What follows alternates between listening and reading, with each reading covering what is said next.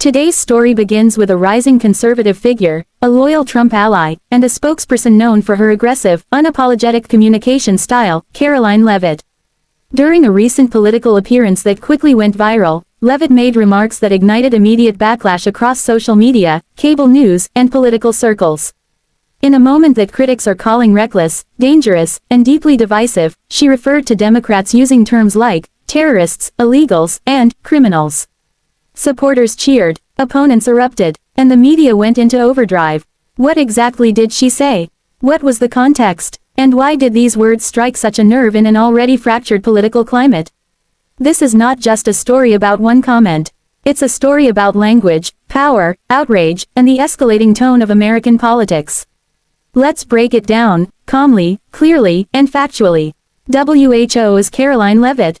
Before we dive into the controversy, it's important to understand who Karoline Leavitt is, and why her words carry weight.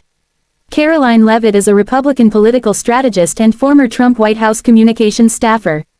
She gained national attention as one of the youngest and most aggressive defenders of Donald Trump, frequently appearing on cable news networks to confront journalists, challenge Democratic narratives, and energize conservative audiences.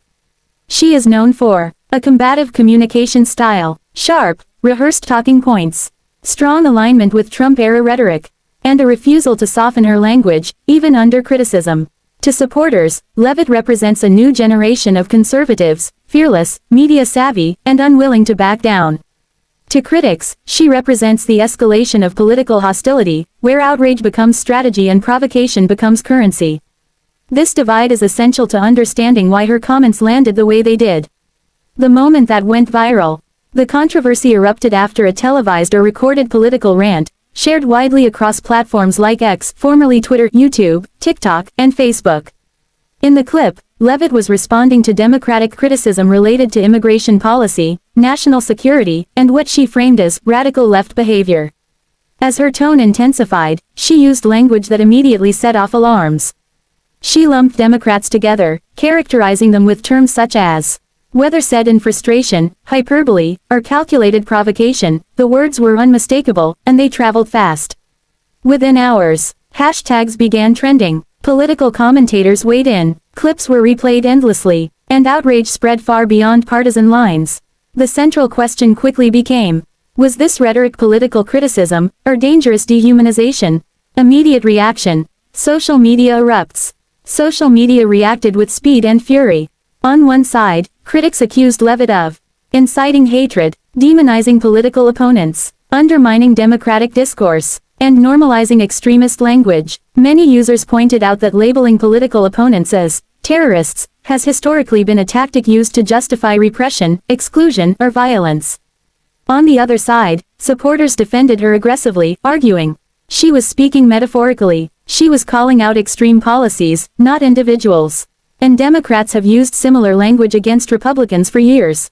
Some conservatives praised her for saying what others are afraid to say. Others framed the backlash as manufactured outrage designed to silence conservative voices. The comments section became a battlefield, not just over Leavitt's words, but over the state of political discourse itself. Media coverage, outrage versus ratings, cable news, networks quickly seized the story. Left-leaning outlets framed the remarks as dangerous rhetoric, evidence of radicalization within the GOP, and a threat to civil discourse. Right-leaning networks focused on free speech, hypocrisy from Democrats, and past instances where Republicans were labeled fascists or extremists. Panel discussions turned heated, hosts interrupted guests, experts debated intent versus impact.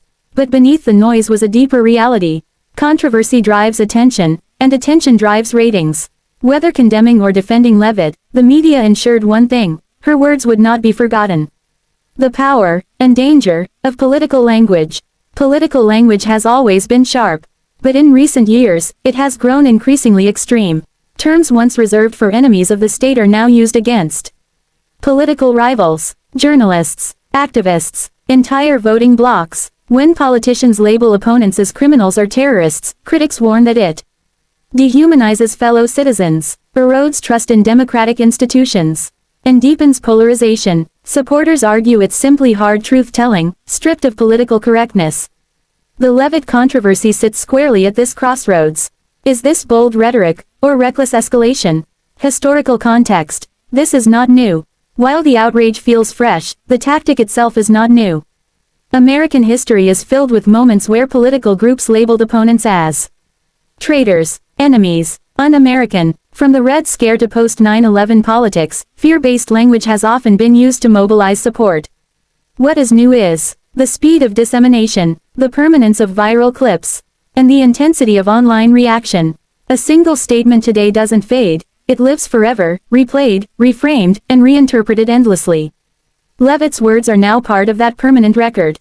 Intent versus impact, the central debate. At the heart of the controversy is a fundamental debate. Does intent matter more than impact? Leavitt and her defenders argue. She was criticizing policies. She was expressing frustration. She was using rhetorical emphasis. Critics respond. Words influence behavior. Language shapes perception. And public figures carry responsibility. Even if the intent wasn't to incite harm, the impact, they argue, is still dangerous. This tension defines modern political outrage. Why this matters beyond one clip. This story isn't just about Karoline Leavitt. It's about where American politics is heading, how language is weaponized, and whether outrage has become the primary political strategy. As elections approach, rhetoric will only intensify. What we tolerate now becomes the baseline for what comes next. Transition to part 2. In the next part of this video, we'll dive deeper into the exact context of Leavitt's remarks, what she said after the backlash, how Democratic leaders responded, and whether this controversy helps or hurts her political future. Because in modern politics, outrage can destroy a career, or launch it to the next level. And Karoline Leavitt may be betting on the latter.